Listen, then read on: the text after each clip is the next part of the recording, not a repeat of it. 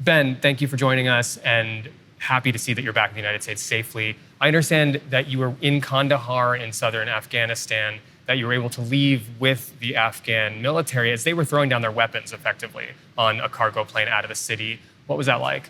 So in the end, our experience in Kandahar was a problem because we got caught there. We got stranded. When we flew in on a commercial flight, the expectation was it'd take a few weeks, even when the fighting started to really get serious, we'd be able to kind of get out. What we didn't expect and we didn't foresee was that these soldiers would just so quickly give up the city. When it did happen, the airlines all shut down flights. The UN evacuation flights also shut down. Everything was shutting down. And when that was happening, we started to kind of worry what we were going to do. By the end, we found ourselves with one of the most elite units in the country called the 03 unit. They are CIA trained, American funded. These guys spent 20 years becoming the go-to military force that America relies upon in their stead. The US never lets access to them, but in this case, it was so desperate that we just kind of found ourselves with them and protected with them. They were the ones preparing for what was going to be the last stand against the Taliban. They set up a front position right next to the airport, surrounded the area, kind of made a perimeter. And they said, this is it, we only have about 1,000 soldiers. The Taliban probably has a couple thousand, but we're going to fight all night. We're going to do everything we can. And we were getting ready for what was going to be one of the most harrowing, hairy nights of our lives. And just when the sun was about to go down, they announced that they had come to a truce. And the military commanders up top and the higher up in the military had decided to stand down, have their soldiers put down their weapons, give up all of their heavy gear, their Humvees, their artillery, all of their bigger weapons. They literally just left the cars running and went to the airfield, and the Taliban agreed to give a truce and let these planes fly in and fly everyone out. So in the middle of the night, about 2 a.m., 6 carrier planes filled with just hundreds of military soldiers each. It was just a really intense scene of hundreds of people kind of packing in and trying to climb onto these. You see them now happening in Kabul, but then it was surprising to see these military units, basically like fighting for their lives to get out of there.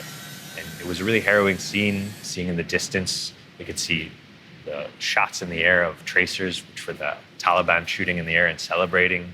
And we could get the sense that, this was a bittersweet moment, because although they didn't have to fight and lose their lives, this was how the war was kind of faring for them, which is they were losing. I think the story that people in Washington might be trying to tell is that the Afghan military forces had the resources they need, they just lacked the will to fight. From what you've seen and how it went down, what do you make of that?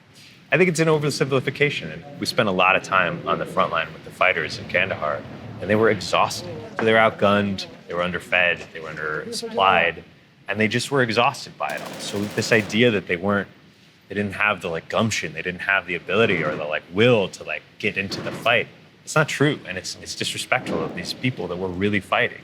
And when the dominoes started falling and these people were all handing it over, the bigger reality is the soldiers that did want to fight didn't have the support. Thousands of Taliban guys compared to just a few hundred willing soldiers is not a fair fight. I'm wondering what you're hearing about people on the ground that you have been in contact with who might be trying to get out, who are fearful of what a Taliban regime might entail in the near and the future, and what's going on. It's the biggest problem right now is that the people that are trying to get out, it's not specific to people that work with the military or people that were interpreters. It's not just any one subset. It's everyone. Everyone in the country is looking for a way out, some way or another. I'm getting calls from high military officials asking if I know anybody that they can talk to. They're calling you? Calling me, asking if I have some contacts at some embassy or something that they don't know about. I'm getting calls from all of the people we worked with looking for any way out. And there's really no answer. So now, we're living in this world where there's not a real thought going into what's going to happen with the Afghan people. Well, thank you, Ben. Glad to see you're back safe. And there's so much more to talk about and to see from your reporting. So thanks so much. Thanks.